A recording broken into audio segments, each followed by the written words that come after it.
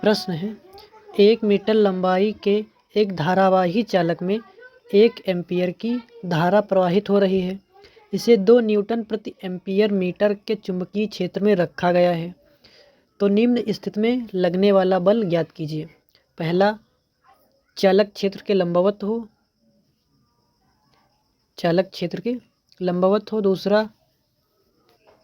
दूसरा चालक क्षेत्र के समांतर हो। तीसरा, चालक क्षेत्र से क्षेत्र का 60 अंश का कोण बना रहा हो। तो हम लिखेंगे पहले इसमें क्या दिया है हमें 1 मीटर लंबाई के, तो लंबाई L बराबर 1 मीटर। एक धारावाही चालक में 1 एम्पीयर की धारा, तो धारा यानी कि I बराबर 1 एम्पीयर। ओके। और इसे 2 न्यूटन प्रति एम्पीयर मीटर के चुंबकीय क्षेत्र में रखा गया है। तो B बराबर 2 न्यूटन प्रति एम्पीयर मीटर। तो निम्न स्थिति में लगने वाला बल ज्ञात कीजिए। तो चालक क्षेत्र के लंबवत हो, तो लिखेंगे पहला में चालक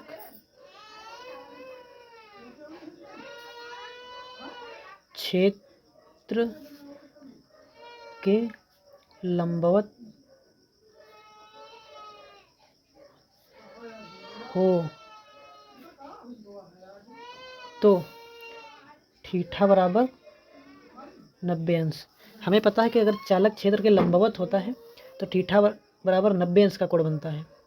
तो कोण 90 अंश का बनेगा। तो सूत्र है BIL, F बराबर BIL साइन थीटा से। तो F बराबर B कितना दिया है, B हमारा है 2, तो 2 गुणे I कितना है 1, तो 1 गुणे L कितना है 1, तो 1 गुणे साइन 90, तो 90 अंश। तो F बराबर 2 गुणे 1 गुणे 1 गुणे 90 अंश का मान कितना होता है, 90 अंश का मान होता है साइन 90 का मान होता है 1, तो लिखेंगे 1। तो F बराबर आएगा 2 का गुणा 1 से करेंगे तो 1 आएगा, 2 आएगा। फिर इसमें करेंगे तो 2 ही आएगा। 2 का गुणा 1 से करेंगे तो 2 ही आएगा। तो 2 न्यूटन। तो F बराबर 2 न्यूटन आ गया। तो अब पहला तो हो गया, अब दूसरा लिखेंगे। दूसरा है चालक क्षेत्र के समांतर हो। तो चालक क्षेत्र के समांतर हो। जब चालक क्षेत्र के समांतर हो तो थीटा बराबर 0 अंश। जब चालक क्षेत्र के समांतर होता है तो थीटा बराबर 0 अंश का होता है।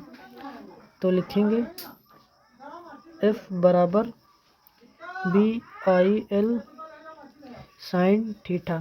तो F बराबर B का मान 2 गुणे I का मान 1 गुणे L का मान 1 गुणे साइन थीटा बराबर होगा 0 अंश। तो 0 अंश का मान 0 होता है, साइन 0 अंश का मान 0 होता है 0। तो जब 2 का गुणा 0 से करेंगे तो 0 ही आएगा। तो 0 न्यूटन। F बराबर 0 न्यूटन आया। अब यहाँ पर लिख लेते हैं। यहाँ पर हमने किया है साइन 90 से, तो लिखेंगे चूँकि साइन 90 बराबर 1, साइन 90 का मान 1 होता है। आपके समझने के लिए लिख दे रहा हूँ ताकि आपको समझ में जल्दी आए। और यहाँ पर साइन